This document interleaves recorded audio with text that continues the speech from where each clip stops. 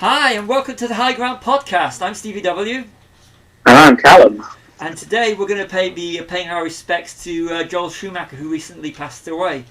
So Callum, what's your favourite Joel Schumacher movie? Oh, it's an easy one. It's my favourite vampire film of all time, The Lost Boys. I have to agree with you. I thought we thought the same one, didn't we? Yeah, it's going to be one of those. You know what? Joel Schumacher had a real style, and I know he made Batman and Robin, and eventually we are going to, on the High Groudn podcast, our In Defense series, In Defense of Batman and Robin. Because it's one I really want to reassess. The Lost Boys, I mean, come on. It's, without a doubt, one of the... It's a definitive vampire movie. What more can you say about it? Like, that's not already been said. It's not only a great it's just a great 80s film as well. Like, it's probably on everyone's favourite 80s movie list as well, isn't it? Exactly. And so we're pulling out another one he did. Flatliners. I remember. Yeah, I forgot about that. And the line is, "Today is a great day to die." I won't watch the remake because he had such a style. It was. I haven't watched it in years, but I always remember the color palette from it. And Falling Down's a good film as well with Michael Douglas. I love that film. I haven't seen that since the 90s. I remember watching it when I was at college. Yeah, I haven't seen it for a long time, but I just remember that being that's like his style as well, isn't it? Like the way, I don't know, I just really like that as like a sort of comment on how even just the lowliest person can break down and just lose it at society. And he also did Number 23 with Jim Carrey. That was a free movie.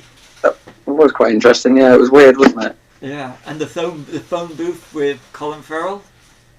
Oh, phone booth! Yeah, phone booth was great. Yeah. See, that's the sad thing. Everyone sort of goes, "Oh, well, he did Batman Forever and Batman and Robin." Well, that's every director's done a bad couple of films. Like, they shouldn't be defined by the bad films. And he even apologised for Batman and Robin anyway, so I never had a problem with it. Batman and Robin was a studio agenda. Look at Batman Forever. Studio wanted something that could sell Happy Meals after Batman Returns. So Joel Schumacher, with Batman Forever, gave the studio the bright, shiny, sell toys, sell Happy Meals, Batman movie, which was Batman Forever. And then they obviously made enough money for them to say Batman and Robin. And it was supposed to be they signed on to do a third one. Yeah, Batman Unbound. Yeah. It's supposed to be. Isn't that supposed to be the one with Scarecrow, wasn't it? Yeah. I don't know, I can't remember if they wrote a script or an outline or whatever, but there is information online about it if you're interested, because it is quite interesting to see what might have been, if they'd carried on in that vein, how many more villains would have been sort of, just turned into pantomime characters. But you look at what happened with Sam Raimi and Spider-Man 3. It's the same thing, but because Batman and Robin was so big, that was the one that said, that's it, it's just killed the superhero genre. But if things hadn't gone the way they had have, look at Nolan's Batman Begins. And then you look at the MCU, and of course, if you didn't have that break between 97 to 2000, which you've got the X-Men, which to me is the ones that actually relaunched the superhero franchises. We're in a good place because Batman and Robin. So thank you, Joel Schumacher, for that one. But going back to, Lost Boys. That is a perfect, like you said, a perfect 80s film. It is. And if you only just did Lost Boys, that alone is worthy. Yeah, for a while it was the only film I could think of other than Batman and Robin when I was younger that he did. But I'd say that's his definitive work. Yeah. If I was to pick one film to have of his and the rest were destroyed kind of thing, I'd pick that one definitely. The dialogue, the style, the swooping, at the star and everything. Everything is, to me. And the soundtrack. Oh, soundtrack. Yeah, it's perfect. It is. And the ending. It's perfect. It is a perfect movie in terms that of is quite genre. a delightful twist to spring on someone that's never seen it. I think, like, Yeah. because we know it's coming, Yeah. like so many times. But if you like, I showed it to my fiance, for example, and she was like, "Oh, I didn't expect him to be the vampire," you know, like. Well, I won't say who it is, just in case, you know. But it's just, it's a shame that he's gone, you know, because I would have liked to have seen something else, you know, to return to the form and that and do something.